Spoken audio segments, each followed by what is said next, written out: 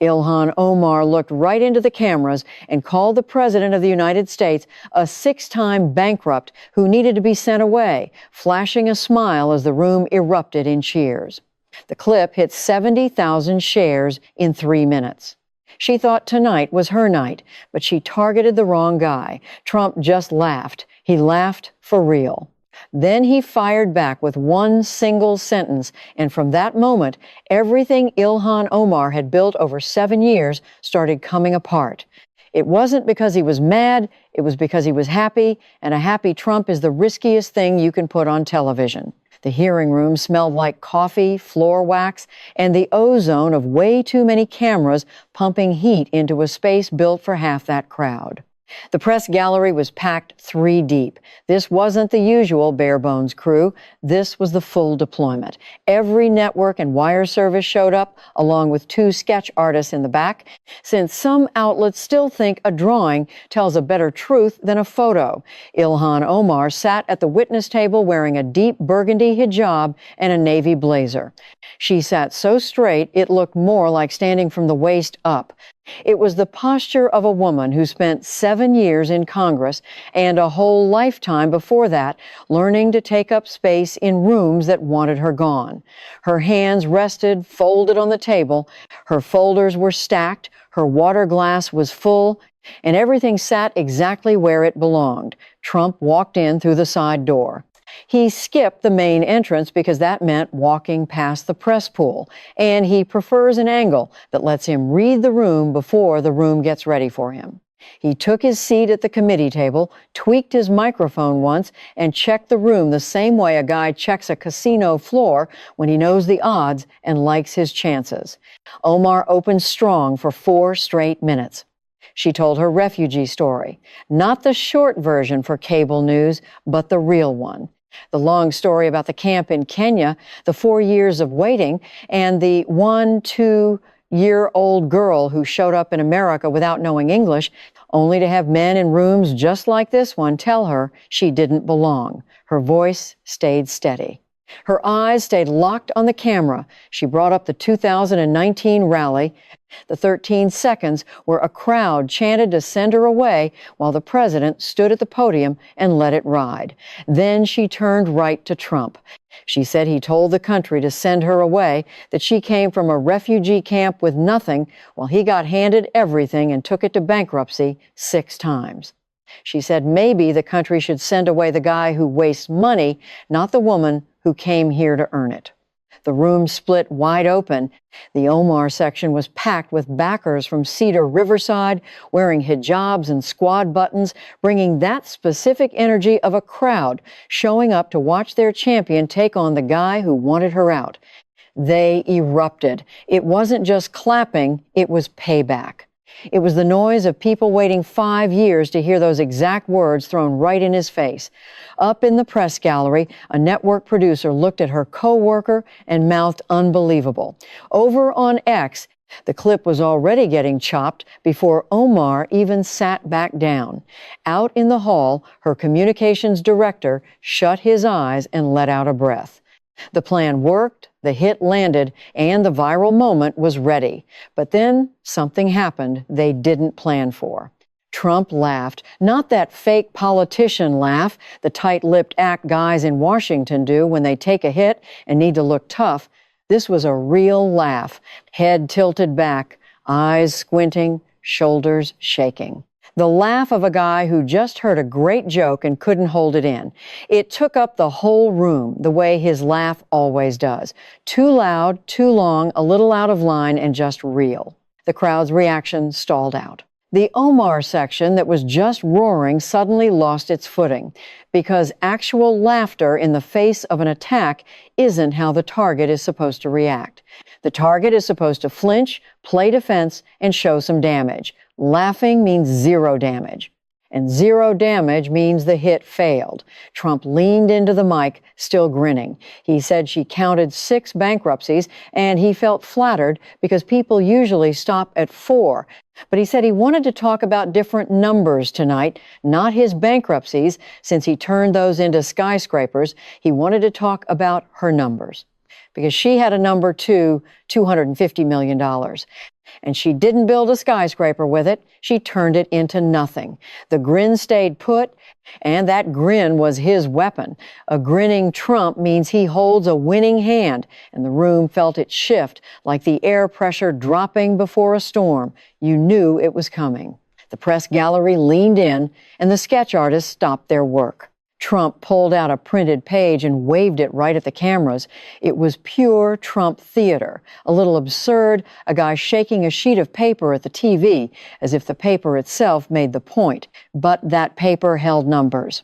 And those numbers were about to drop on Ilhan Omar like bad weather hitting a town, just rolling in without caring what stood in its way. He talked about the Meals Act, she wrote. He called it a beautiful name, saying you can't vote against meals because nobody votes against feeding kids. So it passed with votes from both sides. He signed it, and then the real trick happened. $250 million just vanished, gone. He called it the best magic act since David Copperfield. Except Copperfield actually brings things back. The gallery laughed. The middle rows, the press section, even a few folks in the Omar camp who caught themselves and shut it down fast. It was an automatic laugh, which made it sting more. Because laughing at a $250 million fraud claim means the room just bought into the claim before they even fact-checked it. Trump knew exactly what he was doing. He built his whole life making people laugh their way into taking his side. Omar's hands, which were locked together on the table, finally split apart. Her left hand reached for the edge of her folder like she wanted to pull out a defense document, but the folder stayed shut. Her hand stopped moving halfway, the same way you stop talking when you realize no words are going to fix the situation. Trump kept going. He pointed out that $250 million went to a program meant to feed kids, Somali kids, in her own district, and asked if anyone could guess how many meals actually went out. He said he'd give them a hint that it was a round number. He took a pause. That comedian's pause where the crowd finishes the joke in their head before the punchline hits. Zero meals. $250 million, and not one kid got food. 79 people faced charges, 56 took plea deals, and 89% of those prosecuted were Somali. Her own community, the exact people she claimed to shield. The laughs died out. The room flipped from a comedy show into a witness stand, and it happened so quick that people still had smiles on their faces while the numbers hit them. $250 million. 0 meals, 79 charged. Those numbers sat in the air like heavy crates dropped off at the wrong house. Too heavy to push aside, impossible to look past, taking up all the space. Back in the Omar section, a woman wearing a blue hijab who rode a bus from Cedar Riverside at 4 inches the morning shifted in her chair. She didn't turn her back. She just adjusted. It was the physical shift of someone dealing with facts their brain was still trying to reject. Trump flipped the page. The theater started to fade. It didn't vanish. It just pulled back like a wave, showing something bare and direct underneath. He did it on purpose. The biggest threat isn't Trump yelling. It's Trump reading. People write off the yelling as an act, but when he reads slowly from a sheet of paper holding dates and names, you can't write it off. You just have a guy holding the receipts. He brought up Safari Restaurant next. He said she went on Somali TV speaking Somali, not English, and thanked them for giving out 2,300 meals a day to kids. He pointed out he had the translated clip quoting her, saying she felt very thankful for Safari giving out food. He looked up from his notes. Safari Restaurant turned out to be the largest fraud hub in the whole web. The owner caught a conviction. Prosecutors found they served 0 meals, not 2,300, but 0. She went on TV in her own language so outsiders wouldn't catch it, and told her people that Safari fed their kids. Safari fed nobody. The cash for those 2,300 daily meals bought high-end cars, real estate, and funded wire transfers going straight to overseas accounts the Treasury Department was actively tracking. The room went cold. The word Treasury did it. Not prosecutors, not convictions, but Treasury. Because Treasury means the feds are chasing cash across borders. And chasing cash across borders means this isn't just about local fraud anymore. It means it's bigger, and the whole room felt that weight drop like the roof caving in. Omar's jaw locked up. Just a small flex in her cheek muscle that you wouldn't catch under normal lights. But this room ran 14 cameras, and cameras catch what eyes miss. They caught the very first hairline split in her composure. Not a wide break, just a split. A break is obvious to the naked eye. A split takes a tool to spot, and 10 million TV screens acted as the tool. She leaned into her mic, throwing up the same identity shield she used to survive every hit for 7 years. She called it part of a campaign targeting Muslim neighborhoods, using the Somali community as a political prop. Trump fired right back, saying immigration enforcement wasn't in Minneapolis because of him.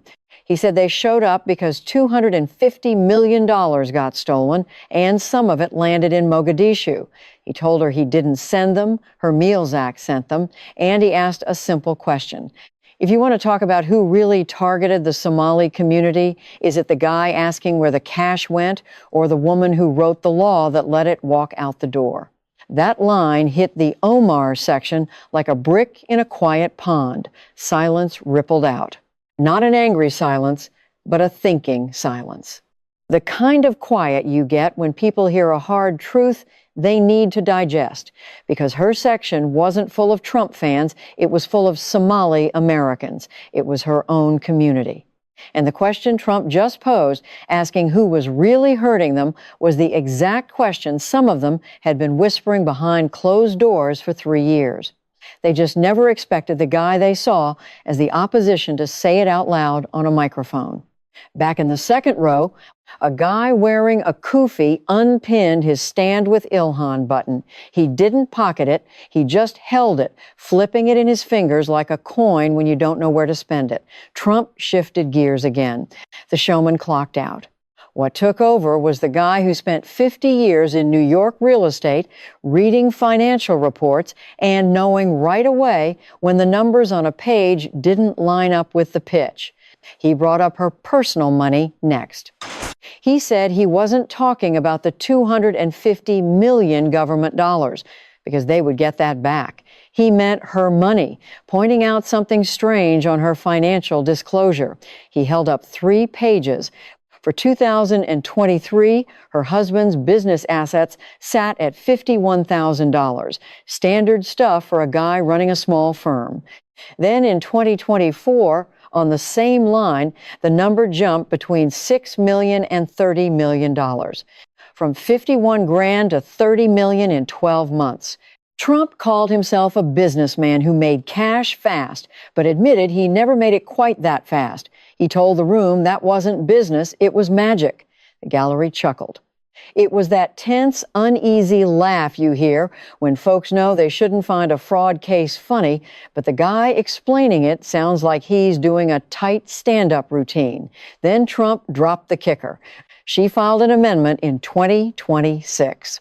Same form, same line, but a brand new answer, $95,000. Dropping from 30 million down to 95 grand. She claimed it was an accounting mistake, a $29.9 million mistake. Trump said everybody makes math mistakes, but his are usually around $100. He pointed out that $29.9 million isn't a slip of the pen. It's a completely different answer to a question asked under oath. Omar's right hand grabbed the edge of the table and pressed down. She didn't reach for the mic or the folder. She braced herself like someone trying to stay upright on shifting ground. The table stayed put, but the room was sliding right out from under her, moving straight toward the guy holding the 3 pages. You could measure the shift in raw attention. It's that heavy feeling in a hearing when the talk turns from political shots into hardcore federal paperwork and the crowd figures out they aren't watching a debate anymore, they're watching an interrogation. He brought up her husband's firm. Rose Lake Capital. He said their website claimed to run $60 billion in assets. $60 billion makes you a heavy hitter on Wall Street, bigger than most hedge funds. But they weren't registered with the SEC. Trump told the room they registered at a WeWork, a spot where you rent a desk by the hour. $60 billion managed from a rental desk. Trump reminded everyone he builds actual towers out of steel and concrete with his name on them, and he never claimed $60 billion. He said the guy claiming it from a hot desk was a bit too ambitious, even for him. A noise leaked out of the gallery, just a room full of people trying hard not to laugh and failing. That awkward sound of forced humor in a place where it doesn't belong. The sketch artist in the back looked up. He quit drawing Omar. He started drawing Trump, the lean, the grin, the waving paper. The story in the room flipped, and the artist knew his job was to draw the real story. And the story wasn't the woman who started the fight. It was the man who took her insult and used it as an excuse to broadcast her financial records. Trump put the papers down. For the first time all night, his voice dropped out of showman mode. The room caught it instantly. People always notice when a loud guy gets quiet, because when a loud guy drops his volume, the act is done and the heavy stuff is starting. He threw out another number, $2.78 million. That's what her campaign paid a consulting shop called E Street Group between 2019 and 2020, $2.78 million in donor cash. Small donors chipping in 10 or 25 bucks. People from Cedar Riverside who backed her, sending money they barely had, all because they thought she was one of them. E Street Group belonged to Tim Minette. She married him in 2020. She funneled $2.78 million in donor funds to the guy she dated and then tied the knot. Trump said he's been married 3 times. So he knows it costs a lot, but he paid for his own weddings. He said she used Amira's money. He didn't even stop to explain who Amira was. He just let the name land the way a prosecutor drops a witness into the mix to show the jury there's a real person behind the math. Amira was a prep cook at a Somali diner in Cedar Riverside, making $26,000 a year. She gave $50 a month because she bought into the message $50 a month from someone living on 26 grand is a serious hit. And that hit went straight to E Street Group, straight to Tim Minette, straight to the guy the Congresswoman went home to every night. Amira didn't know back then, but Trump made sure she knew right now. Up in the gallery, the woman in the blue hijab who shifted her weight earlier wasn't looking at Omar anymore. She stared at her own hands. They sat folded in her lap, looking exactly like Omar's hands at the start of the night. The same posture, the same grip, the same tight hold. 2 women from the same streets, holding the same pose, sitting on opposite sides of a $2.78 million setup. Omar opened her mouth to speak. The room froze. The cameras locked in. The press pool typing away just stopped cold. It was that rare silence of hitting mute on 50 keyboards at once when every reporter figures out the next sentence matters more than the one they just typed. She said paying campaign consultants was standard practice. Trump fired back instantly. Standard practice doesn't include marrying the consultant. 7 words. He said them without the smile, without the flash, and without the TV timing. He delivered them flat and cold, the way a guy reads a bill, just raw facts with zero filler. Deadly simple. Those words hit the room and hung in the air, humming like a struck tuning fork, holding a single note nobody could unhear. Omar shut her mouth. It wasn't the flashy, dramatic reaction you see in standard clips. It was small, internal, like shutting a door after walking into the wrong building. Her eyes darted left to her lawyer. He sat writing on a legal pad, grinding hard on the Masillo with the pure focus of a guy refusing to make eye contact with his client on live TV. He never looked up. His pen just kept moving. The gap between her eyes begging for an out and his eyes dodging the look was the exact distance between a client wanting a lifeline and a lawyer knowing he couldn't offer one. Trump sat up straight. You could see the physical shift, shoulders back, chin up, the setup of a man getting ready to drop the heaviest line of the night, making sure every lens caught his face. He said he wanted to end on something that wasn't a joke.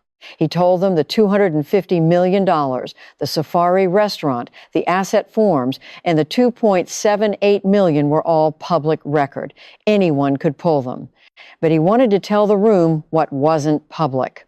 He wanted to talk about what was going down right then behind locked doors. The room literally held its breath. Not a figure of speech, just 200 people sucking in air, realizing everything before this was just the warm-up.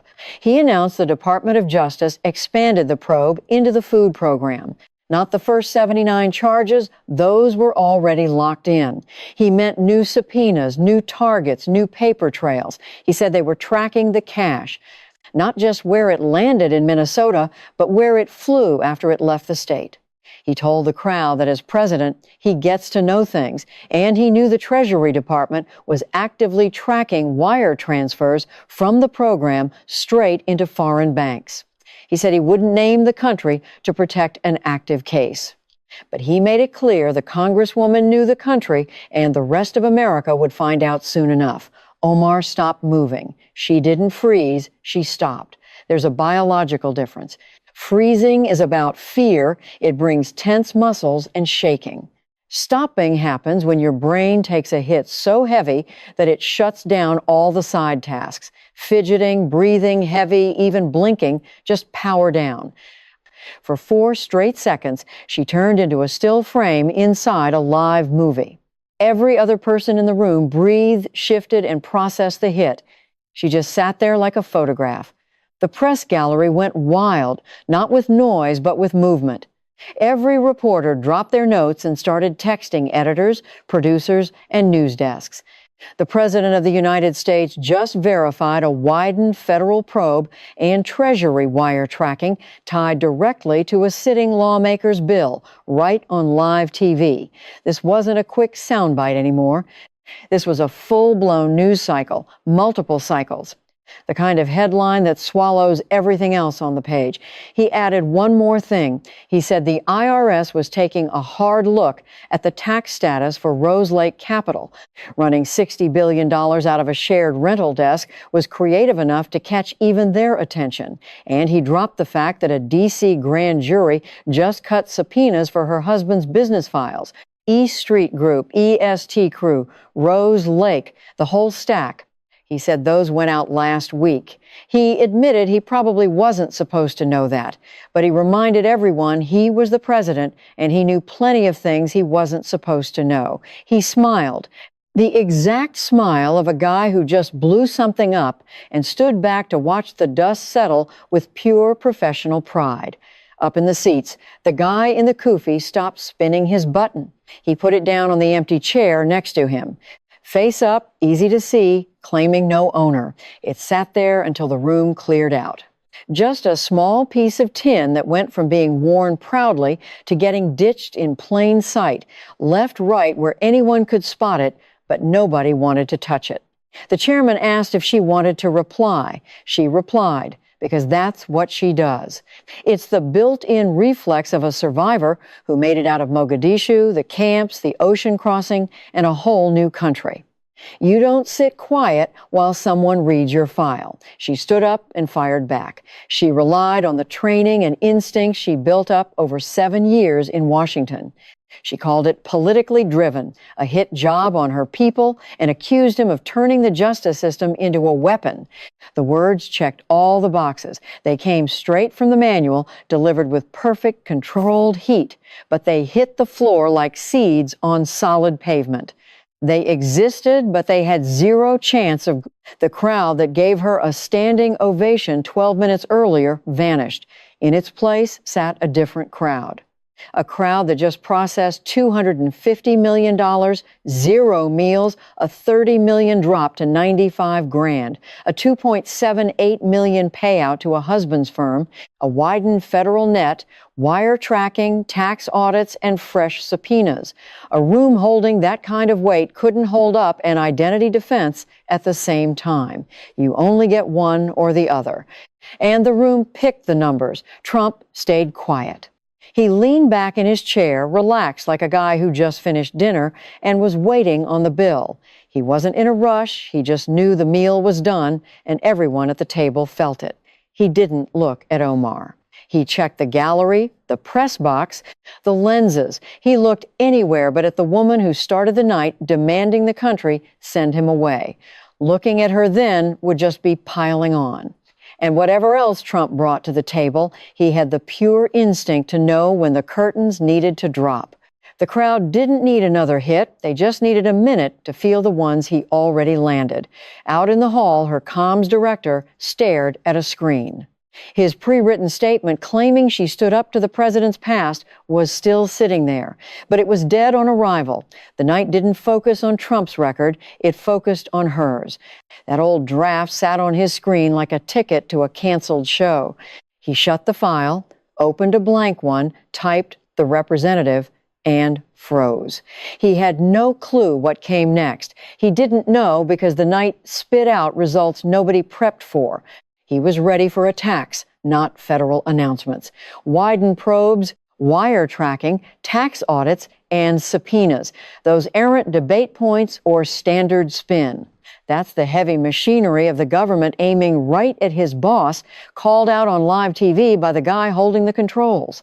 And no PR binder in Washington holds the magic trick to spin a federal subpoena into a cash grab. He stared at the cursor blinking next to those two words. Here is how it really played out, not the PR spin. 2 clips took over. Just 2. And they hit corners of the internet that boring hearings never touch. Clip 1 was the exchange. Omar's hit, Trump's laugh, and his quick pivot from his bankruptcies to her zero meals. It pulled 37 million views in 3 days. The clip caught fire because of the laugh. The laugh changed the rules. When viewers expect you to play defense and you hit them with real shoulder-shaking amusement instead, the crowd resets. The hit loses its edge, and the person throwing it looks smaller. Omar's insult started as a weapon, and 90 seconds later, it was just the setup for someone else's joke.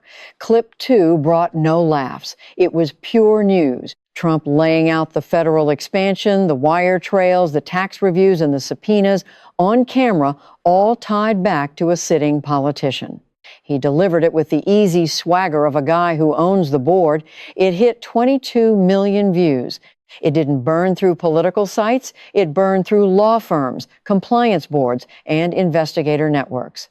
Those people knew a president confirming a live case on TV isn't a campaign speech. It's a factual leak. And once the man at the top drops facts on camera, you can't walk them back or spin them away. They enter the record forever. Week 1 hit, and her office pushed out a statement claiming it was a political hit dressed up as oversight. The release dodged the $250 million.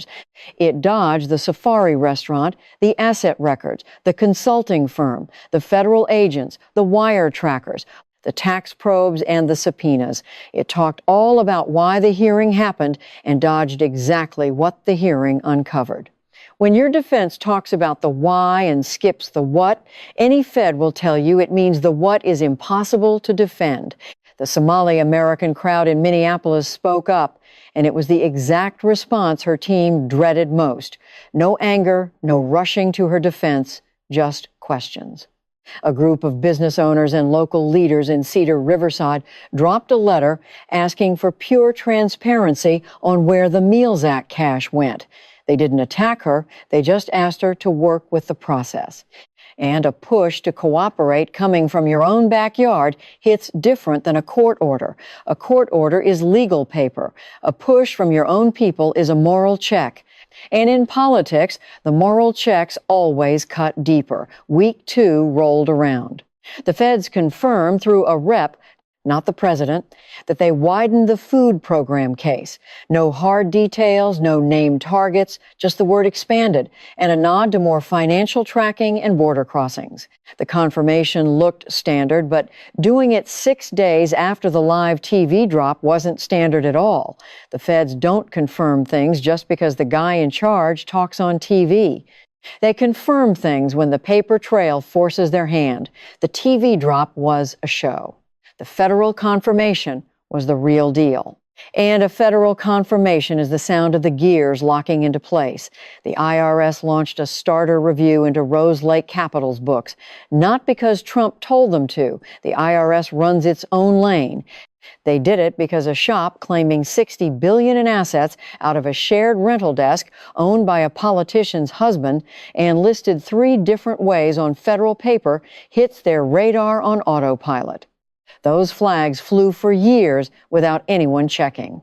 But when 10 million people watch the flags get pointed out on TV, the red tape burns off real fast. By week 3, the secret grand jury moves went public. Tim Mynette's lawyer verified they got hit with subpoenas for E Street Group, EST Crew, and Rose Lake. He put out one line saying his client would cooperate with any legal request. Throwing out the word cooperate without crying about a political hit job or a witch hunt is a white flag, not in court, but in the press.